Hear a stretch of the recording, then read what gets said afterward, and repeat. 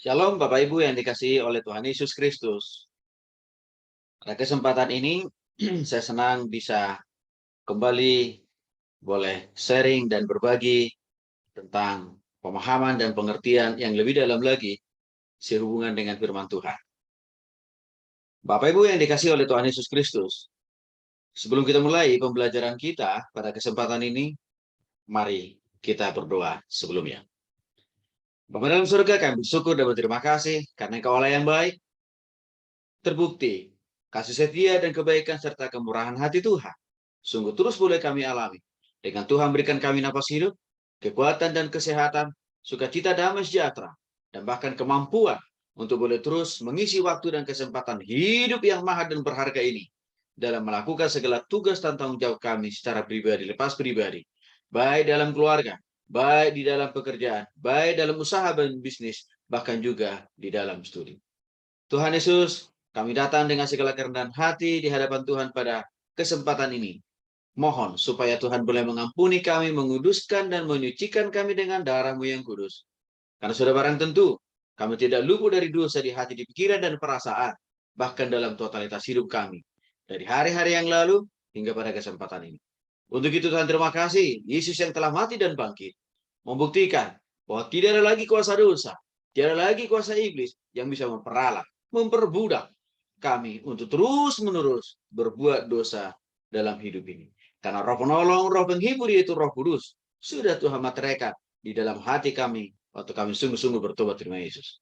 Maka untuk itu ya Tuhan, biarlah kesempatan ini, roh-Mu yang kudus itu juga memimpin, menguasai hati kami, pikiran kami, perasaan kami, totalitas hidup kami, untuk memahami bagian-bagian dari firman-Mu yang sebentar lagi kami akan dalam. Terima kasih Tuhan, berbicaralah kepada kami siap untuk diajar, kami siap untuk diberkati, kami siap untuk diubah, kami siap untuk dipakai oleh Tuhan. Haleluya. Amin. Bapak Ibu, saudara yang dikasihi oleh Tuhan Yesus Kristus. Pada kesempatan ini, saya rindu menjelaskan suatu tema atau satu topik yang amat sangat penting di dalam kehidupan kita sebagai orang-orang percaya. Tema yang saya pilih pada kesempatan ini, Bapak Ibu yang dikasihi oleh Tuhan Yesus Kristus, saya berikan judul atau tema motivasi yang bengkok dalam melayani Tuhan. Mungkin Bapak Ibu saudara yang dikasihi oleh Tuhan Yesus Kristus berpikir, kenapa saya begitu penting membahas tentang motivasi yang bengkok dalam melayani Tuhan? Sebab tidak semua orang yang mengaku dia melayani Tuhan, baik sebagai pendeta, baik sebagai majelis, sebagai diaken, sebagai penatua, sebagai sintua, bahkan sebagai pengurus, ya, remaja, pelayanan remaja, sekolah minggu, pemuda, orang dewasa, kaum ibu, dan lain sebagainya. Bahkan mereka-mereka yang terlibat menjadi MC, singers, tim pemain musik, ya, aser, kolektan, termasuk juga orang yang menyampaikan firman Tuhan sekalipun, alias pengkhotbahnya. Tidak selalu 100% motivasi mereka, tujuan mereka terlibat dalam pelayanan itu murni, sungguh, hanya untuk melayani Tuhan, meninggikan Tuhan, mengagungkan Tuhan di dalam melakukan tugas pelayanan itu. Nah, memang untuk itu Bapak Ibu dikasih oleh Tuhan Yesus Kristus. Ini perlu saya jelaskan. Supaya, satu, bisa kita menjagai motivasi kita. Menjagai diri kita. Supaya kita jangan lagi terjebak di dalam motivasi yang bengkok dalam melayani Tuhan. Sehingga pelayanan kita itu sungguh-sungguh membawa hormat dan kemuliaan hanya bagi nama Tuhan. Alasan yang kedua, ya, dengan topik ini, supaya kita dapat juga menolong, mengajar orang lain. Supaya motivasi mereka juga jangan bengkok dalam melayani itu. Nah, untuk itu mari kita lihat Bapak Ibu yang dikasihi oleh Tuhan Yesus Kristus. Saya akan menyampaikan dulu kepada kita, ada apa dengan pelayanan atau arti kata pelayanan. Kata pelayanan berasal dari bahasa Yunani, yaitu doulos. Sekali lagi Bapak Ibu, kata pelayan berasal dari bahasa Yunani, yaitu doulos. Apa sih arti kata doulos itu sendiri? Doulos itu memiliki arti yang pertama keset kaki. Jadi, orang yang terlibat di dalam pelayanan, dia harus sadar, dia harus paham, dan dia harus mengerti. Dia adalah keset kakinya Tuhan. Bapak Ibu yang dikasih oleh Tuhan Yesus Kristus, saya kira kita semua pasti mengenal betul, bahkan sering menginjakkan kaki kita di atas keset kaki. Entah itu yang ada di rumah kita, di kantor kita, di sekolah, atau di kampus di mana kita bekerja. Termasuk waktu kita juga masuk ke sebuah tempat ibadah, gedung ibadah. Di sana juga pasti ada keset kaki. Pernahkah kita memahami apa tugas dan fungsi daripada keset kaki itu sendiri? Kalau kita lihat sebenarnya, tugas dan fungsi daripada keset kaki itu rasanya sepertinya tidak ada yang terhormat. Mengapa? Karena keset kaki itu, dia hanya punya tugas, dia hanya punya tanggung jawab. Membersihkan setiap kaki siapapun. Apakah kaki orang miskin? Apakah kaki orang yang tidak berpendidikan? Apakah kaki orang yang berpendidikan? Apakah kaki orang kaya? Apakah kaki anak kecil, remaja, pemuda, dewasa? Semua serta-merta pasti kita menginjak keset kaki itu, bahkan membersihkan kaki setiap kita di atas keset kaki itu. Bapak Ibu yang dikasih oleh Tuhan Yesus Kristus, ada lagi yang lebih menarik dari keset kaki itu. Di mana di dalam keset kaki itu kan biasanya selalu ada tulisan welcome. Apa artinya? Keset kaki itu secara tidak langsung mau berkata dan mau mengatakan kepada setiap orang yang mau membersihkan kakinya, dia sedang mengatakan kepada kita, siapapun Anda, siapapun saudara, saya siap untuk membersihkan kaki saudara-saudara. Itu yang mau disampaikan dengan tulisan welcome di atas keset kaki itu. Artinya Bapak Ibu yang dikasih oleh Tuhan Yesus Kristus, keset kaki itu tidak pernah memilah-milih. Hanya mau membersihkan kaki orang kaya. Hanya mau membersihkan kaki pendeta. Enggak. Semua kaki yang menghinggapinya, yang mendarat di atas keset kaki itu selalu rela hati menyediakan dirinya untuk siap membersihkan kaki siapapun dari manapun, termasuk kaki yang sangat super jorok sekalipun. Keset kaki itu selalu mengatakan, aku siap melayani Anda, aku siap membersihkan kaki saudara. Maka dalam perspektif ini setiap pelayan Tuhan harus paham bahwa kita ini adalah keset kakinya Tuhan. Maka dengan demikian, tidak ada alasan buat kita untuk menuntut satu posisi, untuk menuntut satu hak. Apakah dalam bentuk uang, apakah dalam bentuk jabatan, apakah dalam bentuk posisi, dalam melayani itu. Yang artinya kita harus siap ditempatkan di mana saja oleh Tuhan. Dalam melayani Tuhan. Tanpa menuntut, tanpa meminta. Tanpa memaksa untuk dijadwalkan menjadi WL, singer, pemain musik, atau khotbah sekalipun.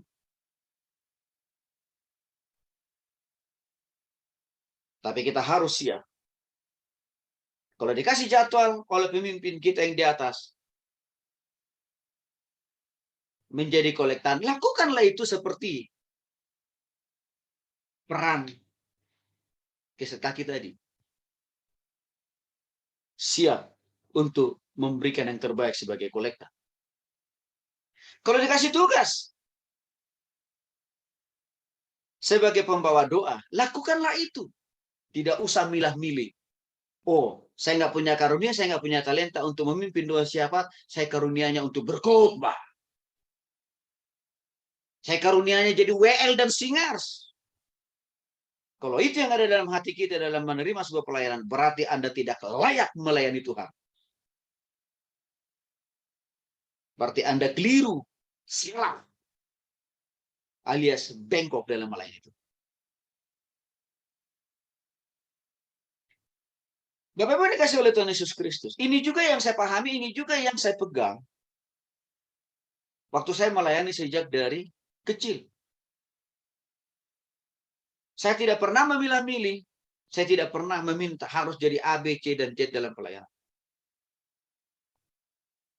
Waktu saya diminta menjadi bagian logistik, angkat-angkat sound system, gitar, dan lain sebagainya, saya lakukan dengan tulus hati. Saya lakukan tanpa sungut-sungut. Waktu saya diminta untuk membersihkan, menyapu, ngepel ruangan ibadah, sebelum mulai ibadah itu dilakukan, itu saya lakukan dengan sukacita. Waktu saya disuruh untuk diberikan tugas untuk membersihkan toilet gereja, itu juga saya lakukan. Kenapa saya lakukan itu? Karena saya paham, saya sadar, saya inilah keset kakinya Tuhan kok. Bukan bosnya Tuhan. Jadi, ini harus dipahami. Yang kedua, di kata doulos atau pelayanan itu sendiri adalah budak. Bapak Ibu yang dikasih oleh Tuhan Yesus Kristus pasti paham betapa ngerinya, menderitanya menjadi seorang budak. Negara kita ini pernah dijajah minimal oleh 3 negara, oleh 3 bangsa lain. Yang pertama, Belanda. Yang kedua, Jepang. Dan jauh sebelumnya, Portugis. Belanda salah satu negara yang paling lama menjajah negeri ini dibanding Jepang.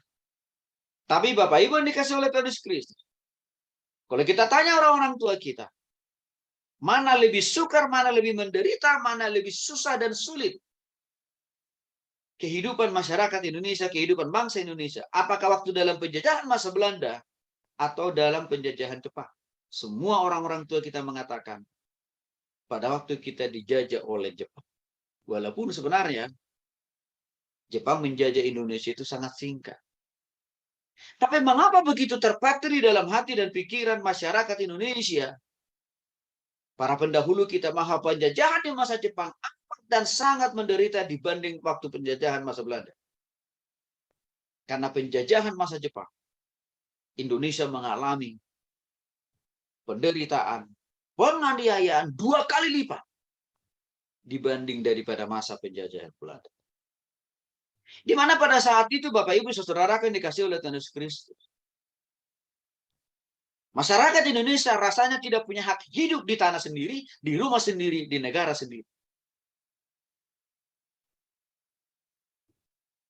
Bahkan masyarakat Indonesia dipaksa untuk bekerja keras, menghasilkan sesuatu dari tanahnya sendiri, dari rumahnya sendiri, dari negaranya sendiri. Bukan untuk masyarakat Indonesia, tapi untuk orang Jepang. Maka sejarah mencatat, lebih banyak orang Indonesia yang meninggal pada masa-masa penjajahan Jepang. Apa yang mau saya katakan dalam konteks ini? Berhubungan dengan arti kata pelayanan itu adalah budak. Bapak Ibu yang dikasih oleh Tuhan Yesus Kristus. Budak itu, dia hanya taunya bagaimana melakukan tugas dan kewajibannya 100%. Dia tidak punya hak menuntut 1 sen pun atas apa yang sudah dia lakukan terhadap majikan. Tapi dia hanya tahu, hanya memiliki kewajiban bagaimana seharusnya melakukan yang terbaik di dalam tugas dan tanggung jawab yang dipercayakan kepada. Maka dalam perspektif ini yang mau saya jelaskan buat kita, Bapak, Ibu, saudaraku yang dikasih oleh Tuhan Yesus Kristus. Menjadi seorang pelayan Tuhan, itu artinya kita menjadi budaknya Kristus. Budaknya Tuhan. Yang artinya, kalau kita melayani Tuhan, harusnya kita paham dan sadar. Kita hanya punya tugas dan kewajiban untuk memberikan yang terbaik kepada Tuhan. Dimanapun Bapak, Ibu, saudara ditempatkan dan ditugaskan oleh Tuhan lewat para pemimpin kita. Baik di gereja, baik di pelayanan manapun. Seorang budak tidak punya hak untuk protes. Meminta jatah. Meminta jadwal. Supaya hanya dia terus yang muncul tiap minggu jadi WL singers dan bahkan pengkhotbah. Berarti orang ini tidak paham arti kata pelayanan. Berarti orang ini motivasinya bengkok dalam melayani. Pelayan Tuhan yang memahami arti kata budak, siap ditempatkan, siap ditugaskan. Hari ini, hari esok, minggu depan, bulan depan, dan seterusnya. Dimanapun. Di dalam melakukan tugas dan tugas panggilan pelayanan itu. Itu termasuk juga dalam hal masalah penempatan. Jadi kalau kita meminta, saya harus di sini, saya harus jadi WL, saya harus jadi singers, saya harus jadi pengkhotbah, baru saya melayani Tuhan. Berarti Anda tidak layak di hadapan Tuhan jadi pelayan.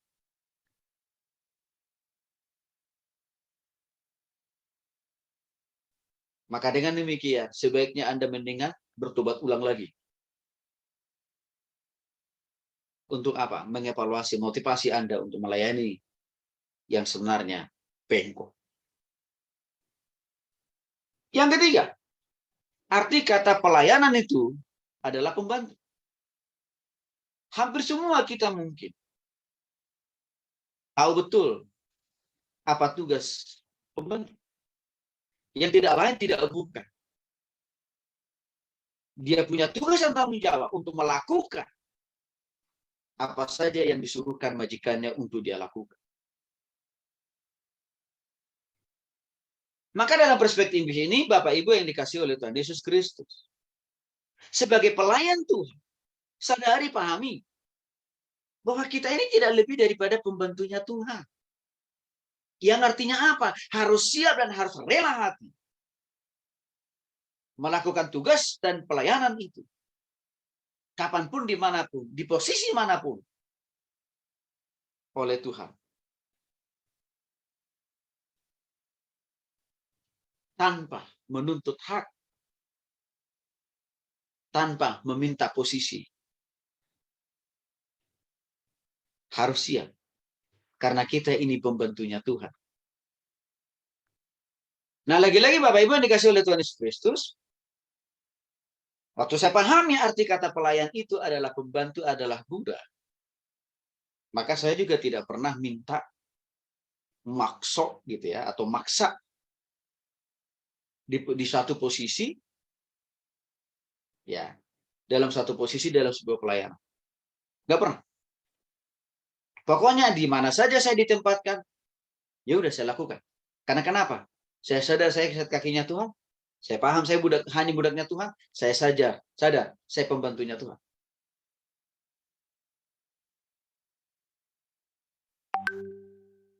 Maka ini perlu dipahami. Supaya kita tidak sampai bengkok pemahamannya di dalam melayani itu.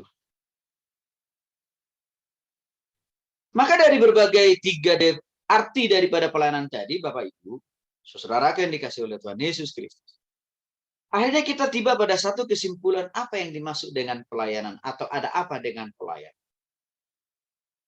Mari kita lihat dulu Alkitab kita di dalam 1 Korintus pasal yang ke-10 ayat yang ke-31. 1 Korintus pasal 10 ayat 31. Saya akan bacakan buat kita. Aku menjawab, jika engkau makan atau jika engkau minum, atau jika engkau melakukan sesuatu yang lain, lakukanlah itu semuanya untuk kemuliaan Allah. Maka dari ayat ini dapat kita mengambil sebuah kesimpulan bahwa pelayanan itu adalah kerinduan atau beban yang Tuhan taruh di dalam hati kita. Yang Tuhan taruh di dalam diri setiap orang yang sudah sungguh-sungguh bertobat kepada Kristus. Di dalam hatinya. Untuk melakukan segala sesuatu yang terbaik bagi Tuhan. Dimanapun kita ditugaskan, ditempatkan untuk melayani Tuhan.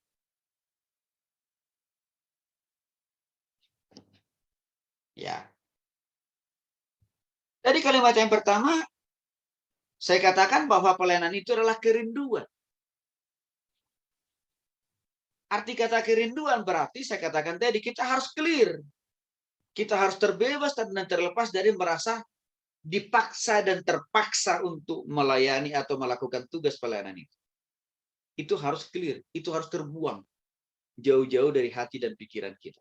Kalau kita mau terlibat dalam pelayanan. Karena tadi melayani itu harus menjadi haruslah karena kerinduan. Maka kenapa ada banyak orang hari-hari ini melayani Tuhan? Bukan karena kerinduan, tapi karena kepentingan. Baik pribadi, golongan, kelompok. Maka apa yang terjadi? Pelayanannya tidak berkenan di hadapan Tuhan. Pelayanannya tidak signifikan untuk memuliakan nama Tuhan. Maka saya sudah melihat dengan mata kepala sendiri. Dalam perjalanan pelayanan saya lebih dari 20 tahun. Terlalu banyak saya menemukan orang-orang yang motivasinya bengkok dalam melayani Tuhan. Karena melakukan pelayanan itu bukan karena kerinduan, tapi karena kepentingan. Bahkan juga karena dipaksa. Maka orang kalau melayani Tuhan yang lahir dari sebuah kerinduan dari Tuhan, tidak ada alasan untuk minta posisi, tidak ada alasan untuk minta hak, tidak ada alasan juga untuk selalu minta dijadwalkan tiap minggu. Tapi siap ya ditempatkan dan dijadwalkan tiap minggu jadi apapun, termasuk jadi ya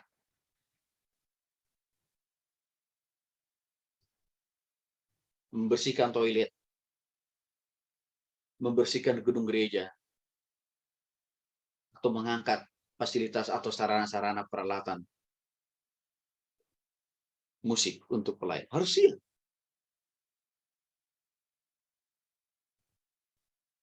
Nah, ini perlu dipahami. Menarik tadi kata Rasul Paulus, ya, jika engkau makan atau jika engkau minum atau jika engkau melakukan sesuatu yang lain, lakukanlah semuanya itu untuk kemuliaan Tuhan. Artinya, sebagai seorang yang memahami dan mengerti apa itu pelayanan, dan sebagai seseorang yang sudah paham betul motivasi yang benar dalam melayani, maka dalam melakukan tugas, fungsi, dan pelayanan itu, kita harus selalu berusaha melakukan yang terbaik, yang excellent, dimanapun, dan dalam tugas pelayanan apapun, harus yang terbaik kita berikan kepada Tuhan. Saya kasih contoh. Kalau kita dikasih tugas dan kesempatan untuk jadi kolektor, lakukanlah yang terbaik di dalam melakukan tugas dan fungsi sebagai seorang kolektan. Dengan cara bagaimana, Pak Tony? Datanglah lebih tepat waktu atau lebih pagi. Oke. Lakukan tugas untuk mengedarkan kolektan itu dengan benar. Kalau sudah dikumpulkan, lalu disuruh Bapak Ibu Saudara menghitung, jangan dikorupsi persembahan itu. Jangan dimasukin di tasnya, jangan dimasukin di kantong jasnya.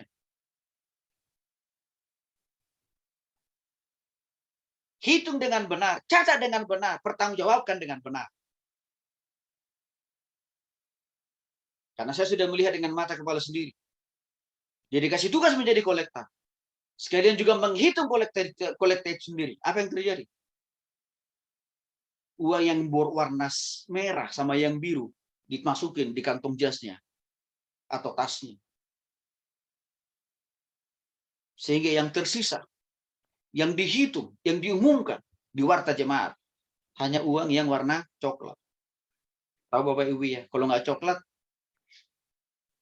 ya berarti hanya cuma yang 5 ribuan atau yang 2 ribuan. Bahkan kadang-kadang hanya yang 500 rupiah. Ini namanya tidak lagi melakukan yang terbaik.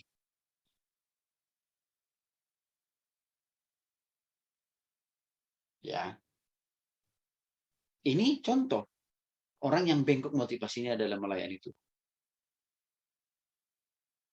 Nah, maka untuk itu saya mau menjelaskan lebih jauh lagi, Bapak Ibu yang dikasih oleh Tuhan Yesus Kristus.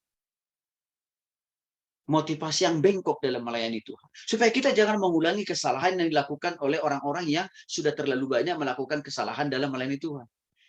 Jangan kita ulangi kesalahan itu, tapi harusnya kita berkaca dan bercermin dan menjaga diri supaya tidak terjebak dan terjebak di dalam kesalahan yang sama.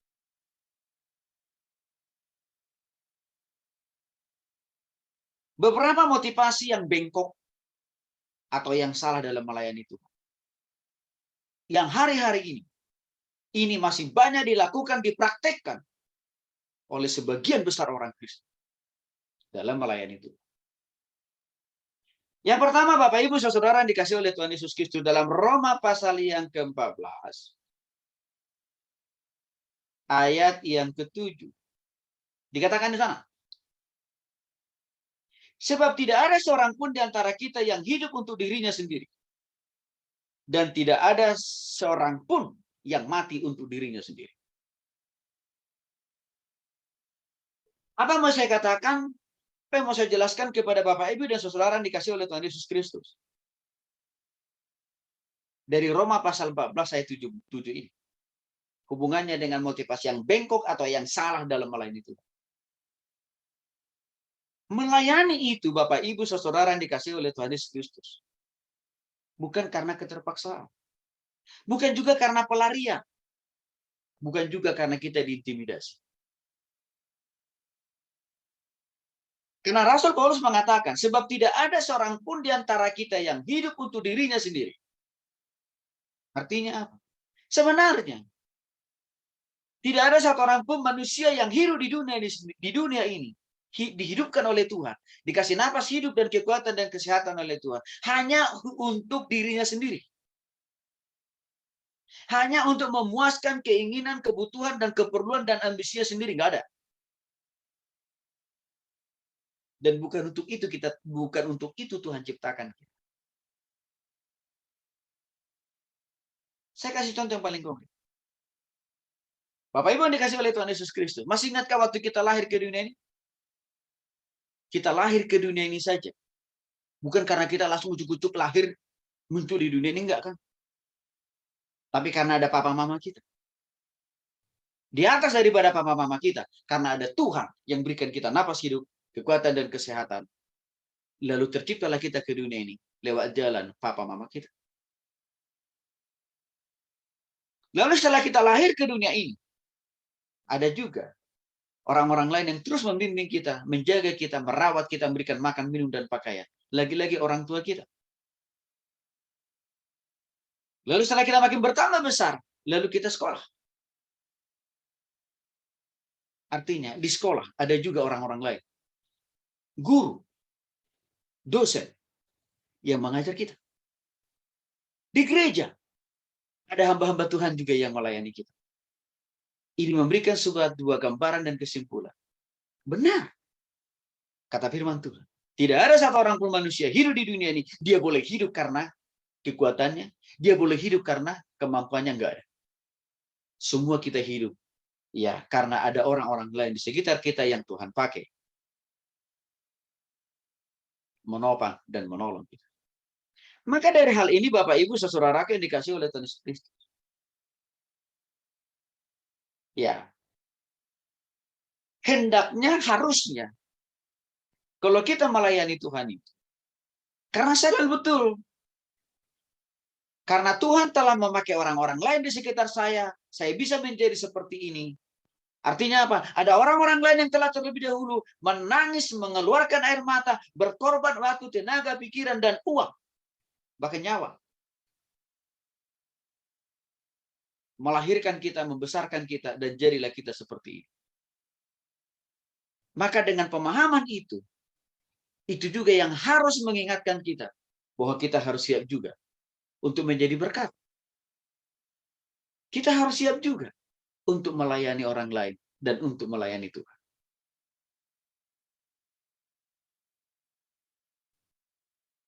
Ini penting kita paham. Karena ada banyak orang, Bapak Ibu, saudaraku yang dikasih oleh Tuhan Kristus, melayani Tuhan itu karena keterpaksaan, bahkan karena dipaksa. Contoh, ada sebagian kecil oknum nih, orang masuk sekolah teologi karena pelarian. Karena mungkin dia tertolak atau tidak lulus diterima di berbagai perguruan tinggi ternama di Republik ini. Maka dia mengambil keputusan, yaudah deh, daripada nggak jadi sarjana, daripada nggak kuliah di sekolah teologi saja. Ini motivasi ini bengkok. Ini motivasi ini salah. Karena dengan motivasi yang bengkok dan yang salah ini, lah yang menyebabkan waktu seseorang masuk sekolah teologi, dia tidak mengalami pertobatan, dia tidak mengalami pembaharuan. Bahkan kadang-kadang menjadi troublemaker di sekolah teologi sendiri. Yang seringkali jadi sumber masalah dia. Nah, kalau orang yang begini terjun di dalam dunia pelayanan, dapat dibayangkan, dia ini menjadi pengurus gereja itu, pengurus pelayanan itu sendiri.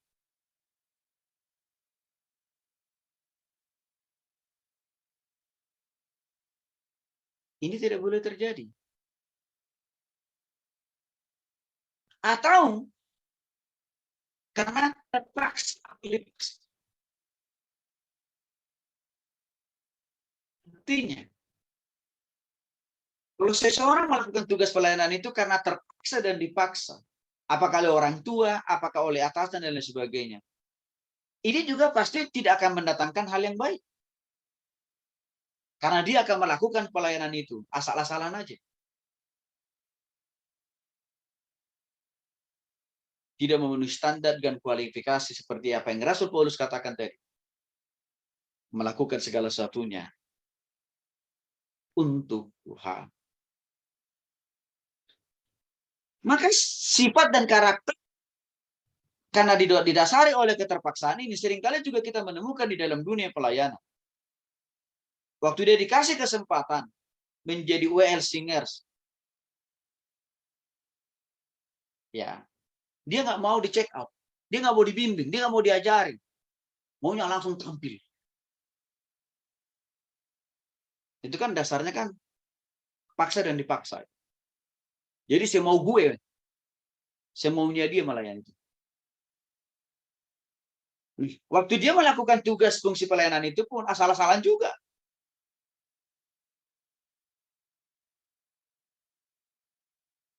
Suaranya pas, nggak masuk dengan kunci lagu. Karena tadi kan merasa terpaksa dan dipaksa.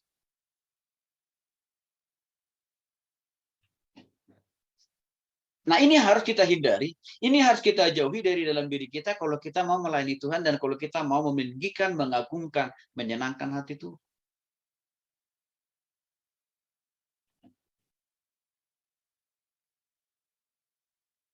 Nah, yang kedua, dalam Yesaya pasal 26 ayat 3, Yesaya 26 ayat 3, saya akan bacakan buat kita Bapak Ibu saudara yang dikasihi oleh Tuhan Yesus Kristus. Yang hatinya teguh kau jagai dengan damai sejahtera. Sebab kepadamu lah ia percaya. Oke. Orang yang memiliki motivasi yang benar dalam melayani itu.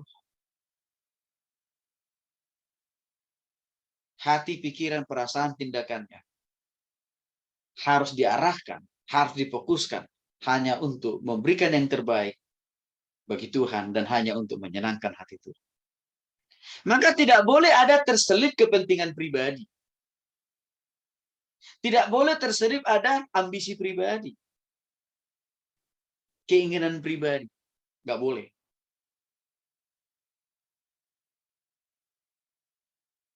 Karena kenapa? Ada banyak orang juga mengambil sebuah tanggung jawab dalam sebuah pelayanan.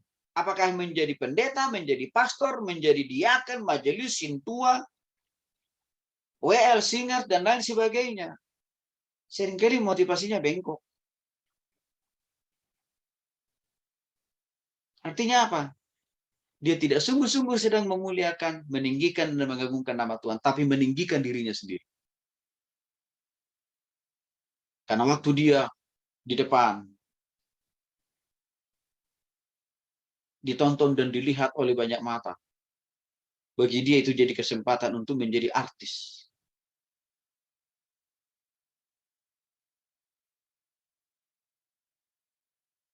Bagi dia itu menjadi kesempatan untuk cari popularitas.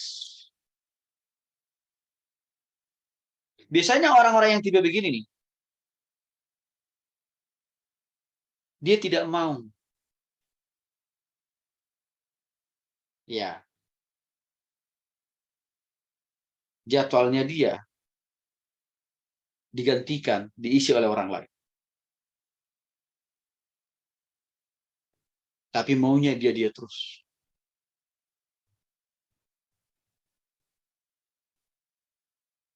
Banyak saya temukan itu. Mencari popularitas. Bapak Ibu yang dikasih oleh Tuhan Yesus Kristus, saya pernah menjumpai, dan saya ketawa sebenarnya, melihat tipe orang ini. Saya diberikan tugas dan tanggung jawab, pemimpin di atas saya untuk boleh membuat jadwal petugas WL dan singers di sebuah gereja. Lalu saya lihat potensi pertobatan di dalam diri pengurus-pengurus yang sudah ada di gereja itu, dalam jemaat itu. Ada banyak mereka punya potensi. Lalu setelah melihat itu, saya menginventarisir nama-nama setiap orang yang layak untuk diproyeksikan jadi WL singer, tim pemain musik setiap minggu.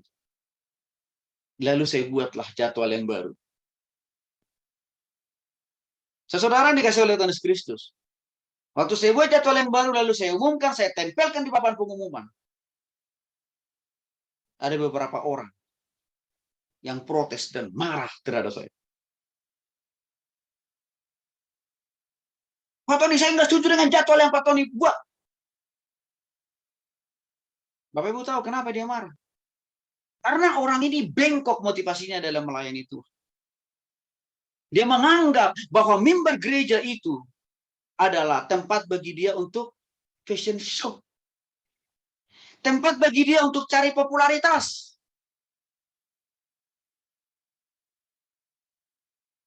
Saya kasihan lihat orang ini. Kasihan. Jadi artinya apa? Menjadi WL dan singer dan bahkan menjadi pengkhotbah itu bagi orang-orang seperti dia ini adalah kesempatan untuk manggung.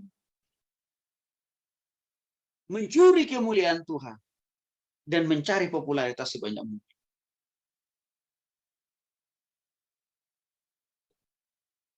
Karena mungkin dia tidak bisa buat panggung sendiri di rumahnya. Maka dia jadikanlah itu gereja menjadi panggung buat dia sendiri. Orang yang begini tidak akan pernah pelayanannya diberkati oleh Tuhan. Bahkan hidup dan rumah tangganya. Karena motivasinya bengkok. Bapak Ibu, saya berharap ini tidak sampai ada dalam diri kita ya. Nah, saya juga mau mendorong Kita para hamba-hamba Tuhan,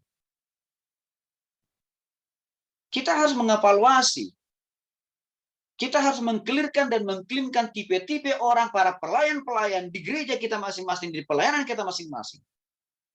Atau jangan-jangan ada banyak orang yang terlibat dari WL dan singles, dari pembicara, pengkhotbah, pengajar di gereja, di pelayanan kita masing-masing. Sebenarnya mereka bukan mau meninggikan, mengagungkan nama Tuhan, tapi mereka mau mencari popularitas. Maka untuk itu Bapak Ibu sebagai hamba-hamba Tuhan, ciptakan keadilan sosial di dalam pelayanan gereja atau dimanapun kita punya. Dengan apa? Berikan ruang dan kesempatan kepada semua para pengurus yang punya potensi, yang sudah bertobat kepada Kristus, untuk sama-sama punya tugas dan tanggung jawab yang sama dalam melayani Tuhan.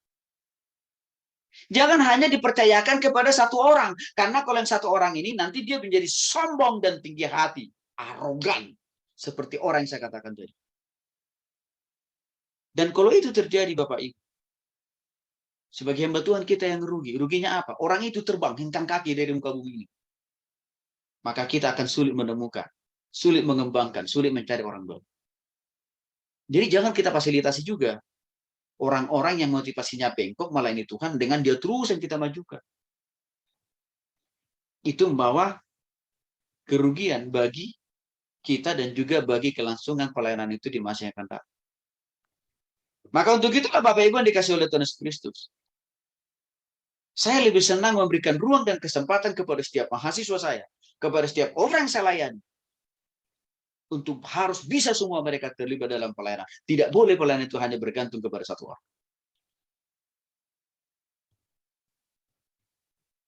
Ini penting.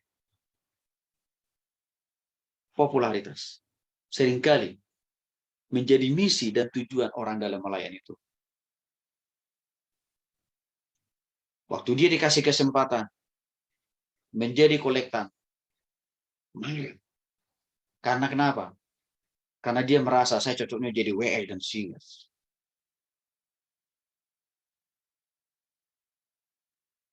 Waktu dia dikasih kesempatan untuk menjadi bagian logistik, dia marah. Karena kenapa?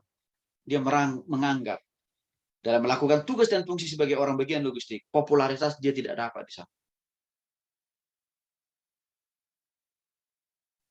Bapak Ibu dikasih oleh Tuhan Yesus Kristus, hindari, jauhkan dirimu dari motivasi yang bengkok dalam melayani itu. Dalam Matius pasal 7 ayat 21 sampai 23, dikatakan di sana Bapak Ibu yang dikasihi oleh Tuhan Yesus Kristus, Matius pasal 7 ayat 21 sampai dengan 23. Bukan setiap orang yang berseru kepadaku Tuhan, Tuhan, akan masuk ke dalam kerajaan surga, melainkan dia yang melakukan kehendak Bapakku di surga. Hati-hati Bapak Ibu, saudara yang dikasihi oleh Tuhan Yesus Kristus. Di sini dikatakan bukan setiap orang yang berseru-seru kepadaku Tuhan, Tuhan, Tuhan, pasti masuk dalam kerajaan surga. Artinya apa? Jangan kita menganggap kalau kita menjadi WL atau singers yang body di gereja itu, di pelayanan itu, karena suara kita mungkin hebat dan bagus, lalu Bapak Ibu Saudara menganggap gue pasti masuk surga. Belum tentu.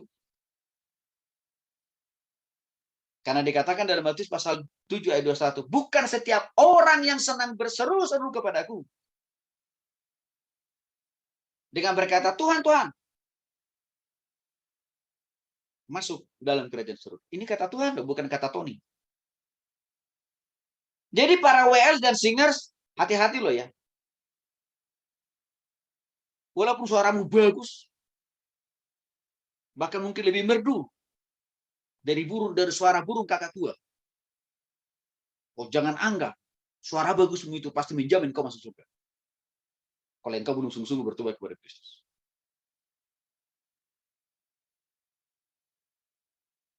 Ya. Sama juga halnya. Jangan juga kita sebagai hamba Tuhan, karena kita menganggap suara kita begitu enak didengar oleh semua telinga.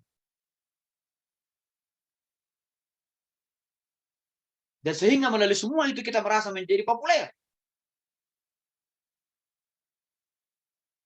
Lalu kita menganggap pasti gue masuk surga. Belum tentu. Bapak Ibu bisa baca lagi Matius pasal 7 ayat 21. Jangan juga kita menganggap kalau kita ikut paduan suara, vokal grup, core tiap minggu, bahkan menjadi pemimpin core,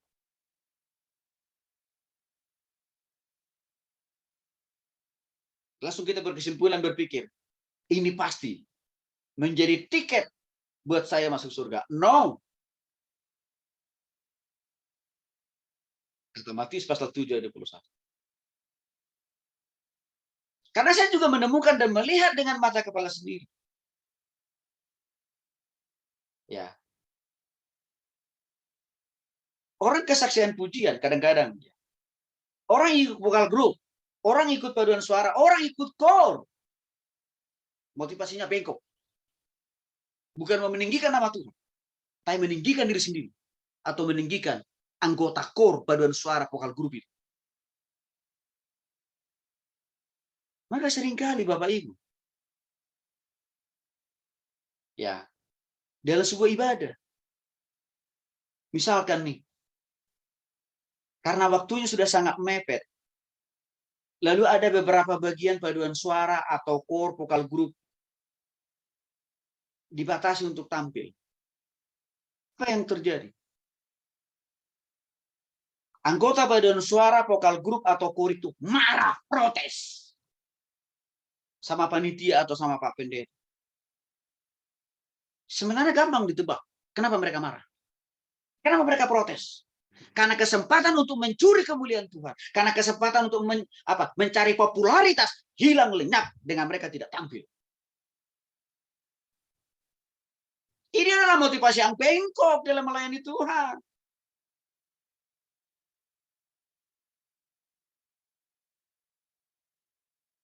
Dan pelayanan Bapak Ibu Saudara tidak ada sedikit pun memuliakan nama Tuhan kalau di situ motivasi. Saya Bapak Ibu yang dikasih oleh Tuhan Yesus Kristus. Misalkan nih, dalam sebuah acara ibadah. Ya. Karena waktu yang disediakan oleh panitia itu terbatas banget. Lalu mereka katakan begini, Pak Tony, mohon maaf, boleh nggak Pak ya? Karena waktu kita itu tadi mulainya agak telat, sehingga waktu kita untuk mengawali dan mengakhiri ibadah ini jadi berkurang. Bolehkah Pak Tony kami meminta dan memohon supaya di bagian Bapak tadi nanti khotbah menyampaikan firman Tuhan lebih dipadatkan ya Pak. Bapak Ibu, saya nggak usah marah-marah dengan itu. Saya katakan, oke, siap. Saya akan tak melakukan yang terbaik bagi Tuhan. Saya akan menyampaikan isi hati Tuhan dengan sempurna, dengan prima. Walaupun mungkin ada pengurangan waktu bagi saya untuk menyampaikan firman. Itu saya lakukan. Dan saya nggak usah marah-marah, saya nggak usah baperan. Dan langsung mengatakan kepada panitia, pulangkan saja aku ke rumahku. Nggak usah lah. Itu saya lakukan loh Bapak Ibu. Karena motivasi saya untuk berkhotbah menyampaikan firman Tuhan bukan untuk mencuri kemuliaan Tuhan, bukan juga untuk mencari popularitas.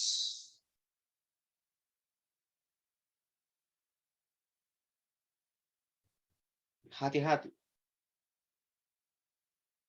Jadi itu saya katakan tadi gampang kok. Kita melihat dengan real motivasi orang yang bengkok dalam melayani itu. Saya sudah kasih contohnya tadi. Hanya diminta waktunya, tolong ya supaya paduan suara atau kornya ya disesuaikan dengan waktu yang tersedia. Kalau langsung Bapak Ibu marah-marah, berarti hatimu, pikiranmu bengkok dalam melayani itu.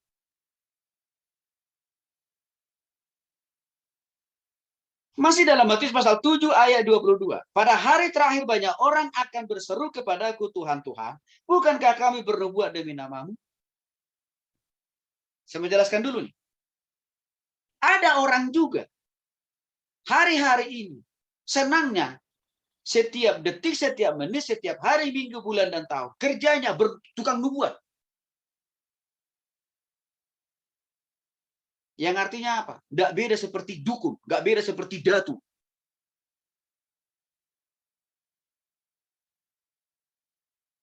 Ya, tukang meramal sekarang banyak di gereja. di pelayanan. Bapak Ibu Saudara bisa lihat aja di YouTube. Banyak peramal-peramal sekarang. Banyak khotbah-khotbah ramalan sekarang di YouTube. Sehingga ada banyak orang yang bertanya ke saya, Pak Tony, ada orang yang menubuatkan bahwa Indonesia akan dulu lantah dan hancur katanya. Bahkan terpecah menjadi 3.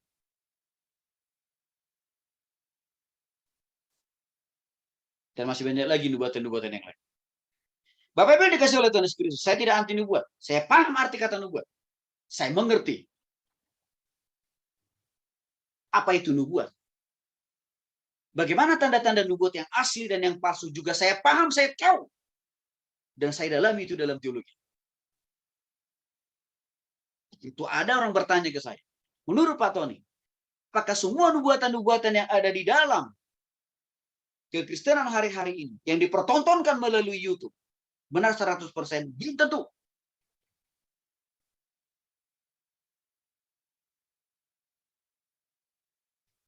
Karena nubuatan itu salah satu karunia yang diberikan oleh Tuhan kepada orang Kristen secara parsial. Artinya parsial. Pribadi-pribadi. Yang kedua, nubuatan itu tidak boleh seenak jidat, seenak perut untuk menyampaikannya. Tapi nubuatan itu harus diseleksi, harus diuji oleh firman Tuhan. Untuk itulah Rasul Paulus mengatakan, ujilah segala sesuatu. Apa artinya itu? Jangan sembarangan engkau bernubuat-nubuat. Jangan sembarangan engkau meramal-meramal seperti dukun.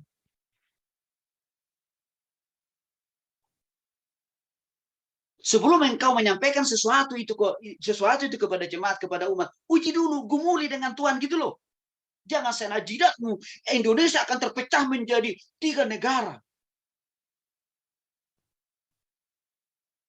Uji lewat firman Tuhan, gumuli, doakan dulu.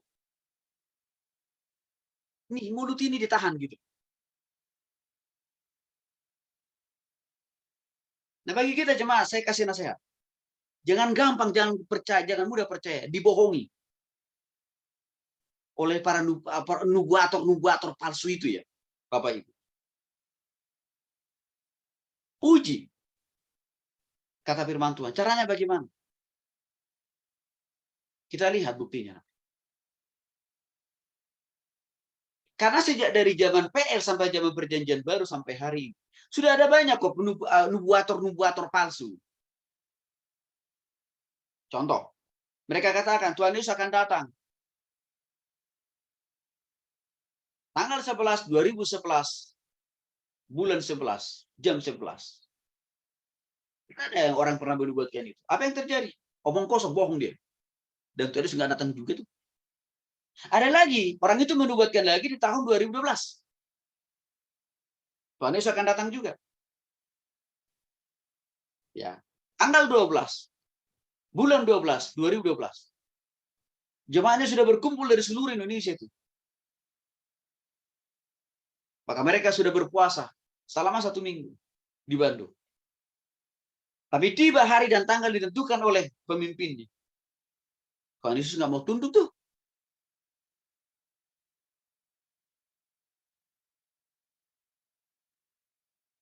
Jadi bagi saya, tidak sesuatu hal yang baru, tidak mengherankan kalau di zaman ini banyak nubuator palsu, sesat. Karena itu sudah ada sejak dari zaman dulu kok. Nubuat yang dari Tuhan harus mengikuti prosesnya, waktunya, caranya, dan ujungnya. Nubuatan dari Tuhan itu harus lebih meninggikan Tuhan. Yang ada hari ini apa? Orang bernubuat A, B, C, dan X sampai Q. Supaya dia lebih tenar. Ya, supaya dia lebih populer. Supaya pengikutnya di YouTube terus makin bertambah. Tak padahal hanya omong kosong yang disampaikan.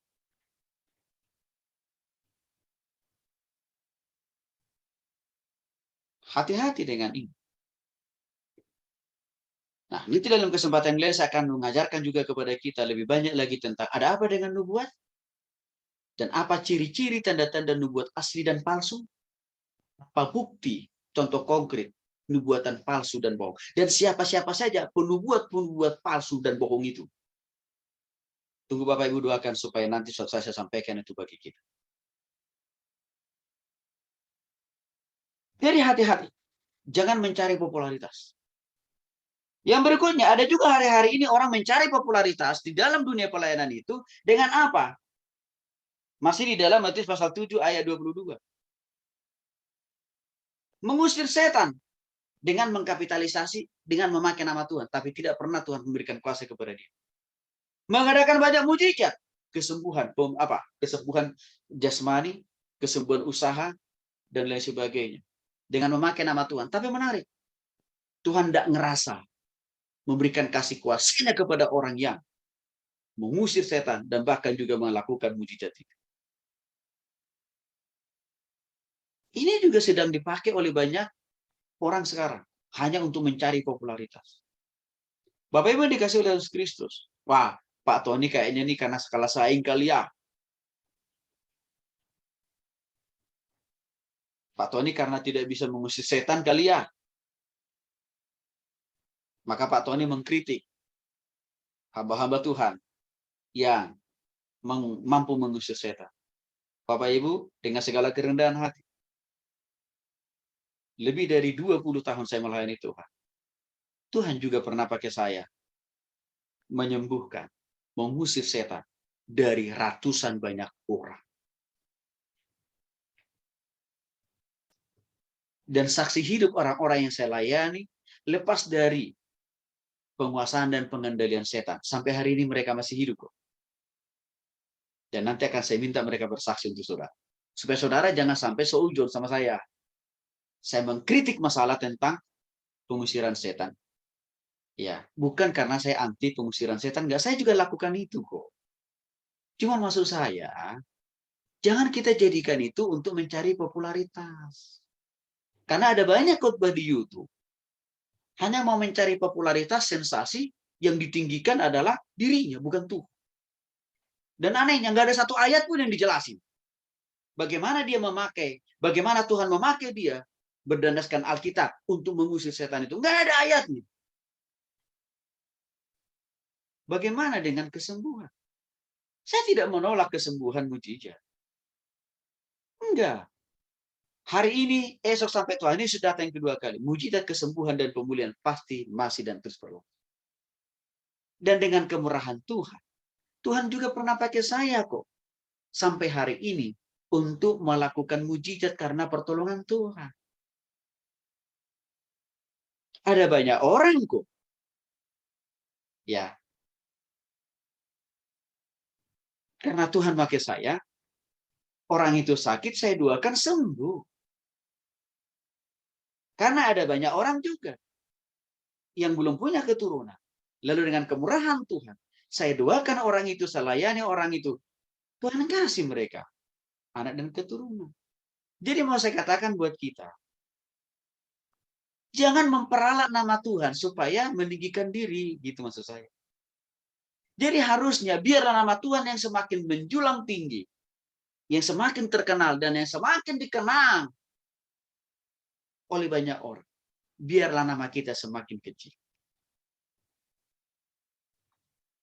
Ini penting untuk menghindari diri dari motivasi yang bengkok dalam melayani Tuhan hanya untuk orientasi popularitas.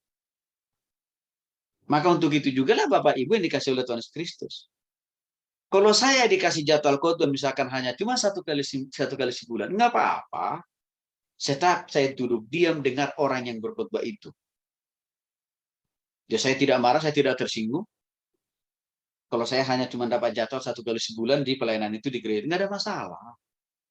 Maka saya lebih sering banyak mendorong orang-orang saya layani itu lebih mereka yang maju gitu. Nih, karena kenapa? Saya tidak mau punya motivasi yang bengkok dalam melayani itu. Hanya mau mencari popularitas dengan diri sendiri yang muncul. Saya nggak mau. Kita harus hindari itu. Karena dalam ayat 23, Tuhan menegur keras para nubuator palsu. Tuhan menegur keras para pengusir-pengusir setan palsu. Tuhan juga menegur luar biasa tegasnya para pelaku-pelaku mujizat palsu. Di dalam ayat 23, Matius pasal 7 ayat 23. Dikatakan di sana, pada waktu itulah aku akan berterus terang kepada mereka, kata Tuhan. Artinya apa? Tuhan akan langsung menegur, mengingatkan mereka itu. Nubuator palsu itu. Pembawa mujizat palsu itu. Pengusir setan palsu itu, Tuhan katakan, aku akan berterus terang, menegur mereka, mengoreksi mereka. 3 hal Tuhan katakan kepada mereka. Aku tidak pernah mengenal engkau. Enyahlah engkau daripada aku. Kamu sekalian pembuat kejahatan. Luar biasa teguran ini, Bapak, Ibu, Saudara. Artinya Tuhan katakan kepada orang-orang yang motivasinya bengkok dan miring dalam melayani Tuhan. Enyahlah engkau dari hadapanku. Tuhan tidak tertarik. Tuhan tidak bangga dengan orang yang punya motivasi yang bengkok dalam melayani Tuhan. Enyahlah engkau daripada aku, itu kata Tuhan. Bapak, Ibu, Saudara yang dikasih oleh Tuhan Yesus Kristus. Ya. Jangan tumbuh kembangkan motivasi yang bengkok dalam dirimu dalam melayani Tuhan. Karena engkau akan dienyahkan oleh Tuhan. Walaupun mungkin engkau, ya, dan namamu populer dalam pelayanan, dalam gereja itu. Karena engkau menjadi WL dan MC sepanjang masa. Tapi Tuhan tidak mengenal engkau. Bahkan Tuhan katakan, enyahlah engkau daripada aku. Apa artinya di situ, Bapak Ibu Saudara? Tuhan mengusir, Tuhan menolak orang-orang yang punya motivasi yang bengkok dan miring dalam melayani itu. Enyahlah. Apa gunanya kita merasa terkenal, populer tiap-tiap minggu di gereja di mana kita melayani itu? Tetapi di mana Tuhan? Kita tidak dikenal. Bahkan apa? Dienyahkan oleh Tuhan, diusir oleh Tuhan. Maka jangan jadikan pelayanan itu menjadi panggung. Mencuri kemuliaan Tuhan atau meninggikan dirimu sendiri atau mencari popularitas. Ya, berikutnya Tuhan katakan di dalam bagian terakhir dalam Matius pasal 7 ayat 23. Kamu sekalian pembuat kejahatan. Bapak Ibu dikasih oleh Tuhan Kristus. Bayangin, orang udah menganggap dirinya melayani Tuhan setiap minggu. Di altar gereja, di mimbar gereja. Ya. Jadi mereka dari singer, dari pembicara, dari pemain musik, apalagi. Jadi pemimpin kor. Anggota badan suara, anggota kor, apalagi itu. Guru sekolah minggu, pemuda, remaja, dan segala macamnya. Itu suatu saat Tuhan bilang, kamu sekalian pembuat kejahatan. Artinya apa? Apa yang kita lakukan itu rupanya jahat di mata Tuhan. Walaupun mungkin kita menganggap, oh, saya dengan melayani begini, saya melakukan yang benar kok. Makanya sekali lagi Bapak Ibu yang dikasih oleh Tuhan Kristus. Kalau mau melayani Tuhan, jangan pakai parameter sendiri. Jangan buat ukuran sendiri. Jangan pakai motivasi sendiri. Pakailah ukuran Tuhan, pakailah parameter Tuhan, pakailah standar Tuhan, dan juga pakai jugalah apa? Motivasi untuk memuliakan dan meninggikan nama Tuhan. Maka sering juga saya katakan, kalau orang-orang Kristen yang melayani Tuhan tidak paham dan tidak mengerti Matius pasal 7 ayat 21 sampai 23, hati-hati Bapak Ibu. Engkau mungkin sudah merasa melayani Tuhan selama dalam hidupmu di dunia ini. Tapi jangan lupa, waktu Tuhan Yesus datang yang kedua kali ke dunia ini, jangan-jangan Bapak Ibu Saudara ditolak. Dienyahkan oleh Tuhan. Artinya apa? Tidak masuk surga. Maka hindari diri kita dari motivasi yang bengkok dalam melayani. Motivasi yang bengkok berikutnya dalam melayani Tuhan dicatat dalam Ibrani pasal yang ke-5 ayat 12. Di sana dikatakan Bapak Ibu Saudara yang dikasihi oleh Tuhan Yesus Kristus. Ibrani pasal 5 ayat 12. Sebab sekalipun kamu ditinjau dari sudut waktu, sudah seharusnya menjadi pengajar. Kamu masih perlu lagi diajarkan asas-asas pokok dari penyataan Allah. Dan kamu masih memerlukan susu, bukan makanan keras. Jangan juga kita melayani Tuhan, itu Bapak Ibu, saudaraku yang dikasih oleh Tuhan Yesus Kristus, hanya menghabiskan waktu, tenaga, dan pikiran yang kosong.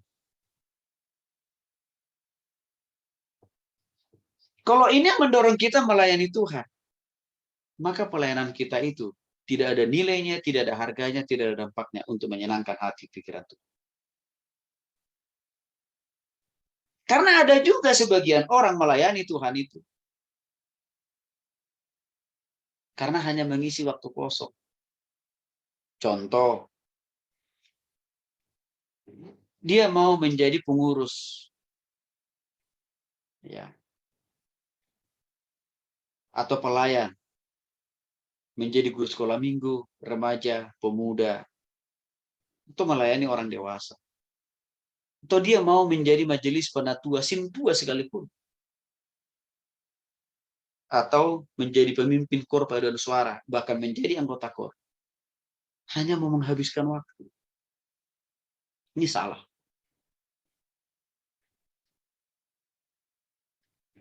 Maka apa yang diakibatkan oleh motivasi yang bengkok seperti ini? Sudah pastilah di dalam pelayanan orang ini tidak akan pernah melakukan pelayanan itu dengan segenap hati, dengan seluruh hati, dengan setulus hati.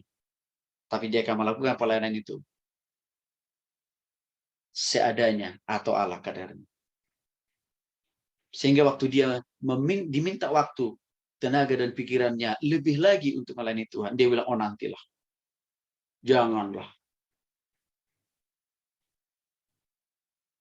Ini yang saya singgung tadi.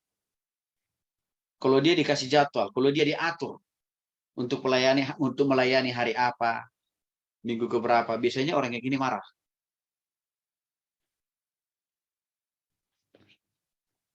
Karena bagi dia, melayani itu harus seturut dengan maunya dia, keinginannya dia, dan juga kesukaannya dia. Ini jadi sumber masalah.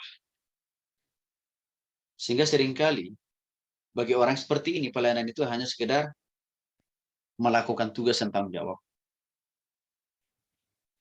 Maka untuk itu, dia nggak perlu hidup rohani, hidup bertobat pada Kristus. Dan juga tidak perlu hidup yang menjadi teladan bagi orang lain. Karena kenapa? Melayani itu hanya menghabiskan waktu. Itulah sebab akibatnya. Kenapa orang berpikir melayani itu hanya sekedar mimpin ibadah. Jadi WL, singers, jadi pengkhotbah, jadi liturgos, atau jadi paragenda.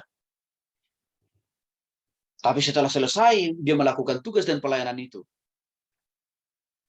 Dia tidak lagi mau berpikir seperti Kristus, bertindak seperti Kristus, berbicara seperti Kristus, melakukan segala sesuatu seperti Kristus. Artinya apa? Dia tidak menunjukkan buah dan produk pertobatannya kepada Kristus. Ini yang sering saya katakan tadi. Langsung lagunya, aku masih seperti yang dulu. Tidak terlihat ada buah-buah pertobatan dan perubahan setelah dia selesai melakukan tugas dan pelayanan itu.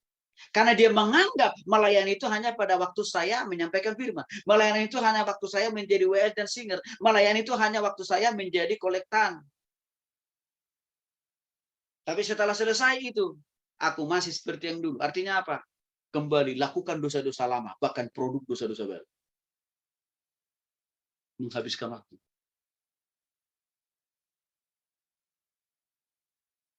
Jadi kalau orang yang lurus melayani Tuhan, motivasinya melayani hidup baik itu, hidup benar itu, bukan hanya pada waktu berkhotbah, bukan hanya pada waktu maragenda, bukan hanya pada waktu memimpin kor atau menyanyikan pujian, menjawel, singet, bukan. Tapi setiap detik, menit, jam, hari, minggu, bulan, seterusnya, kita juga harus mempraktekkan kehidupan yang berkenan di hadapan Tuhan. Ini harus dihindari, Bapak Ibu. Saudara, kalau kita mau pelayanan kita itu berkenan, mengagumkan, dan menyenangkan hati Tuhan. Maka untuk itulah sebagai hamba Tuhan, saya tidak hanya menjaga kekudusan dan kesucian hanya pada waktu menyampaikan firman Tuhan seperti ini, enggak. Tapi setelah selesai saya melayani Tuhan, setelah saya selesai menyampaikan firman Tuhan, tetap saya jaga hati dan pikiran saya untuk hidup di dalam kekudusan, hidup di dalam kebenaran. Karena bagi saya, melayani itu bukan hanya satu waktu tertentu, tapi melayani Tuhan itu adalah setiap detik, setiap menit, setiap jam, hari, minggu, bulan, tahun, dimanapun dalam keadaan apapun. Maka untuk itu bagi Bapak Ibu saudara yang dikasihi oleh Tuhan Yesus Kristus, waktu Bapak Ibu melakukan usaha dan pekerjaan dan bisnis kegiatan sehari-hari, dari hari Senin sampai dengan hari Sabtu, Bapak Ibu juga sedang melayani Tuhan. Maka praktekkanlah di dalam kehidupan kita dari Senin sampai Selasa, Rabu, Kamis, Jumat, Sabtu itu hidup yang berkenan di hadapan Tuhan. Gunakanlah waktu dengan benar. Jangan kita gunakan waktu dan hidup untuk terus memproduk dosa. Karena kita juga sedang melayani di hari Senin, Selasa, Rabu, Kamis dalam usaha pekerjaan dan bisnis kita. Di samping kita juga melayani hari Minggu.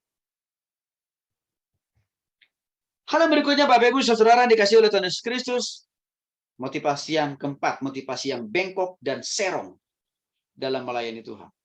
1 Korintus pasal 9 ayat yang ke-17. Saya bacakan buat kita. 1 Korintus pasal 9 ayat 17. Kalau andai kata aku melakukannya menurut kehendakku sendiri, memang aku berhak menerima upah. Tetapi karena aku melakukannya bukan menurut kehendakku sendiri, pemberian itu adalah tugas penyelenggaraan yang ditanggungkan kepada. Dalam konteks ini Rasul Paulus mau mengatakan kepada kita bahwa waktu dia melayani Tuhan sungguh-sungguh, memang Tuhan juga berkata kepada Rasul Paulus, harusnya, semestinya, bahwa Rasul Paulus juga wajib dan berhak diberkati, mendapatkan berkat dari Tuhan waktu dia melayani Tuhan. Intinya, orang yang melayani Tuhan dengan motivasi yang benar, yang lurus, pasti diberkati oleh Tuhan. Tetapi ada banyak orang melayani Tuhan, motivasinya bengkok, motivasinya miring. Yaitu apa? Mencari keuntungan. Keuntungan ini saya bagi 3, Bapak Ibu. Ada orang melayani Tuhan. Yang pertama dia mau mencari keuntungan apa? Penghormatan. Pengagungan. Penyanjungan. Banyak orang melayani Tuhan karena itu yang mau dicari. Itulah saya katakan tadi, orang yang punya motivasi ya untuk mencuri kemuliaan Tuhan, untuk mau dihormati, ditinggikan, maka tadi dia menjadikan ajang pelayanan itu menjadi ajang untuk cari popularitas. Maka untuk tipe orang seperti ini saya katakan tadi, dia tidak mau di rolling. Dia tidak mau temannya yang lain dikasih kesempatan untuk jadi WL singers, pemain musik, atau juga jadi pengkhotbah. Maunya dia terus. Tiap minggu. Sampai malaikat-malaikat surgawi bosan lihat muka dia. Bahkan Tuhan Yesus lebih bosan lagi lihat mukanya dia. Tapi ngotot dia. Ini kan keuntungan juga. Dan ada banyak orang yang motifnya di situ. Hati-hati. Ya. Jadi kalau kita marah, kalau kita protes, karena kita diatur sesuai dengan jadwal untuk jadi wear singers dan juga pembicara. Kalau engkau marah, berarti motivasimu miring dan bengkok melayani Tuhan.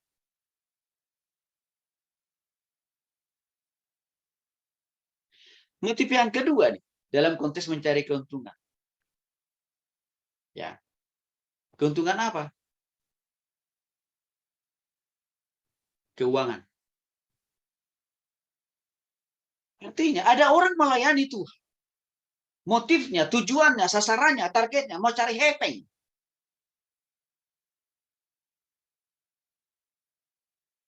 Ada. Maka untuk itulah ada kalanya hamba-hamba Tuhan, oknum ya, tertentu. Kalau dia diminta khotbah, dia langsung sudah patok. Amplopnya harus berapa? Nginapnya itu dia udah tentukan. Harus di hotel bintang berapa? Bahkan juga dia minta, saya harus dijemput ya jam segini, sampai jam segini. Bahkan anehnya dia tentukan juga jenis mobil yang akan dia pakai panitia untuk menjemput dia. Ini banyak saya temukan juga.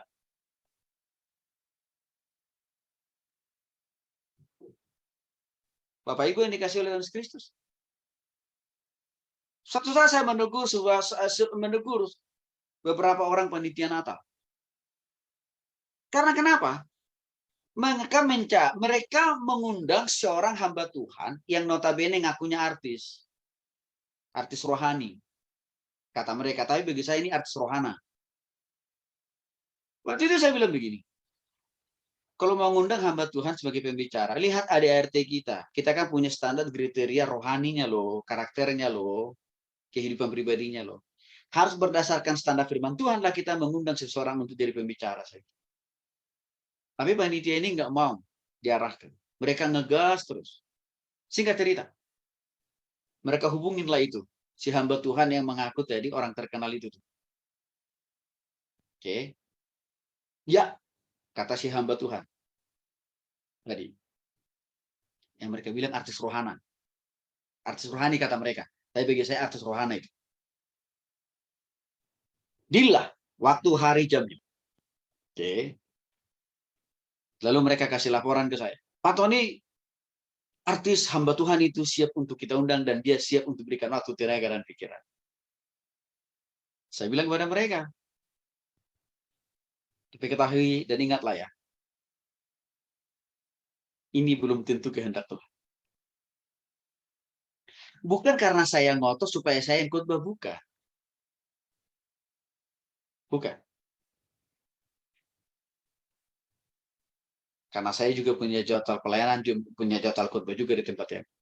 Tapi saya hanya mau ingatkan mereka, ini loh, kita punya standar, ini loh kata firman Tuhan. Oke. 1 minggu sebelum hari H, tim dari si hamba Tuhan rohani tadi, artis rohani tadi,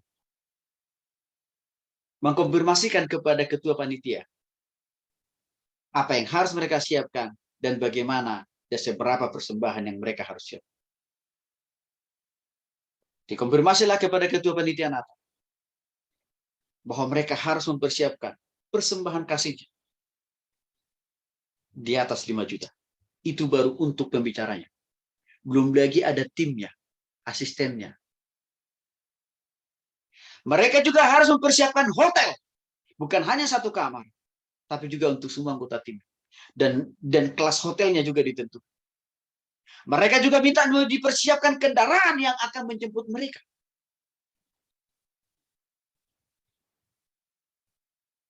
Total Bapak Ibu yang dikasih oleh Tuhan Yesus, berapa kos atau biaya yang mereka keluarkan, panitia itu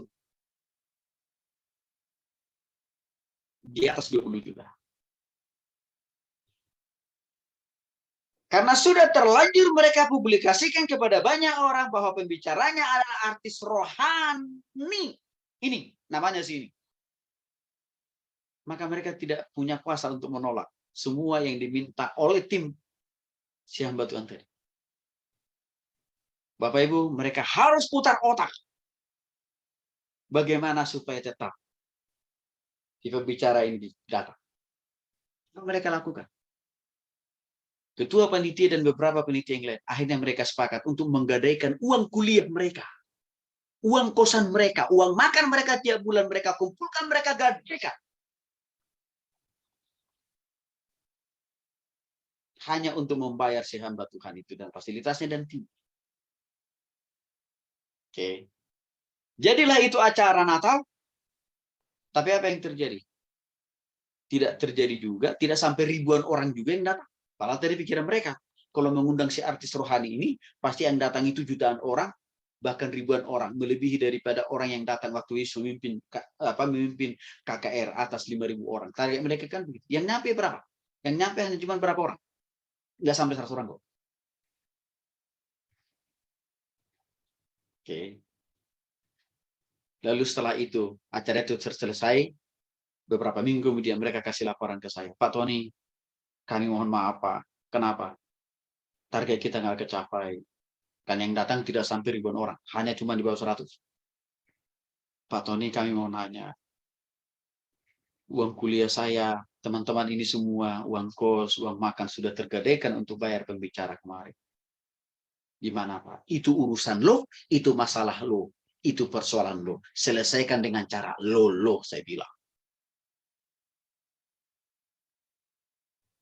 Karena di awal saya sudah nasihati kok.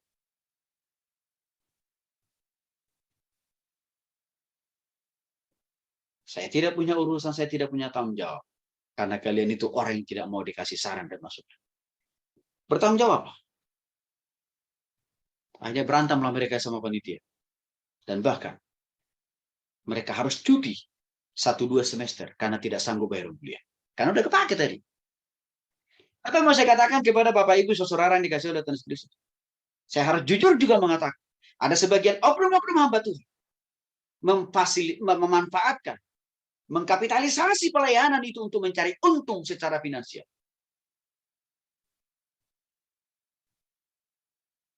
Kenapa saya katakan tadi? Saya tidak mengakui dia artis rohani. Tapi saya bilang, saya tidak mengakui dia hamba Tuhan rohani. Tapi saya bilang, dia hamba Tuhan rohani. Kenapa? Karena sebelumnya saya sudah baca track record kehidupan rumah tangga orang ini bermasalah. Masalahnya di mana? Istrinya masih hidup diceraikan. Lalu dia berzina dengan istri orang lain. Padahal dia banyak menciptakan lagu-lagu rohani, menyanyikan lagu-lagu rohani, khotbah di mana-mana. Tetapi realitas kesaksian hidupnya bohong.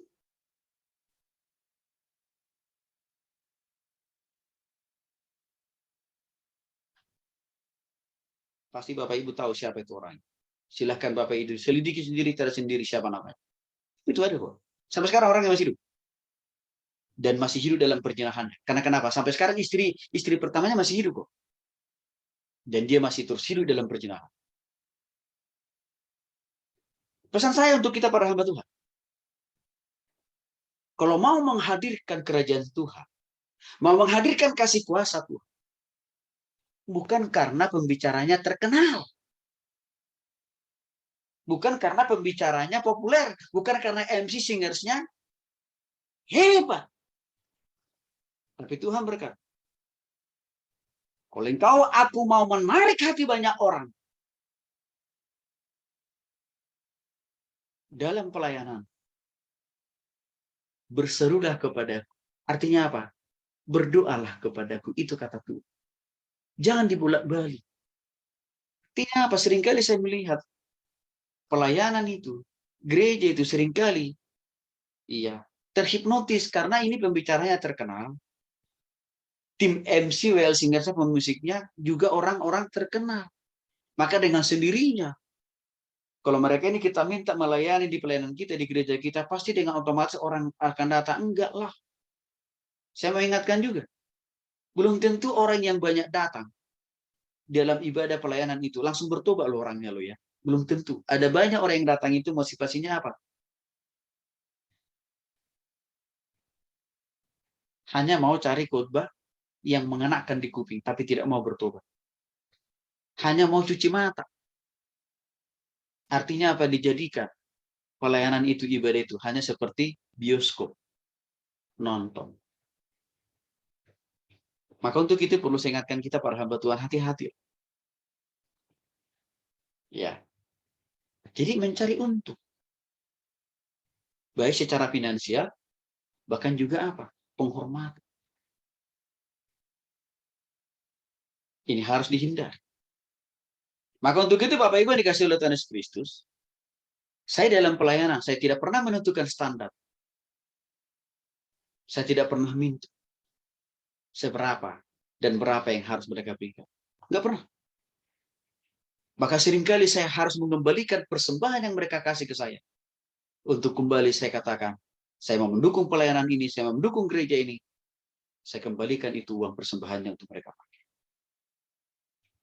Itu sering saya lakukan. Bahkan Bapak Ibu yang dikasih oleh Tuhan Yesus Kristus. Saya diundang misalkan untuk khotbah dan mengajar pelayanan di luar kota sekalipun. Saya nggak pernah minta. Nginapnya harus di hotel. Nggak pernah. Saya nggak pernah minta untuk dijemput. Saya jalan sendiri. Dengan pakai uang sendiri. Saya tidak mau memanfaatkan pelayanan itu untuk apa? Mencari keuntungan, mencari popularitas, mencari penghormatan? Enggak. Karena saya sudah clear dan clean dari motivasi yang bengkok dalam melayani itu. Bapak Ibu yang dikasih oleh Tuhan Yesus Kristus, ketahui, kalau hati dan pikiran kita clear dan clean dari motivasi yang bengkok dari melayani Tuhan, so pasti Tuhan punya tanggung jawab. Tuhan sudah menyediakan berkat penyertaan pemeliharaan. Tuhan sudah menyediakan makan, minum, dan pakaian buat kita. 20 tahun lebih kami sudah menjalani hidup dalam panggilan seperti itu. Tanpa minta fasilitas dan segala macamnya. Bahkan kami lebih banyak terus rela memberi kepada setiap orang yang kami layani, atau juga kepada orang yang mengundang kami. Tuhan tidak mau terhutang, artinya apa? Tuhan tetap mau juga mencukupkan segala kebutuhan dan keperluan kami. Untuk itu Bapak Ibu yang dikasih oleh Tuhan Yesus Kristus, mari kita jauhi dan hindari motivasi yang bengkok dalam melayani Tuhan. Supaya hidup kita, pelayanan kita berkenan hanya untuk memuliakan nama Tuhan. Tuhan Yesus memberkati kita. Mari kita berdoa. Bapa dalam surga, terima kasih. Kebenaran-Mu sudah disampaikan, isi hati-Mu sudah diperjelas.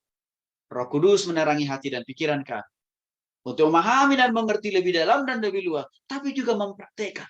Dan saya berdoa Tuhan, setiap Bapak Ibu saudaraku yang telah mendengarkan pengajaran ini, jauhkan hati dan pikiran mereka dari motivasi yang bengkok dan miring dalam melayani itu.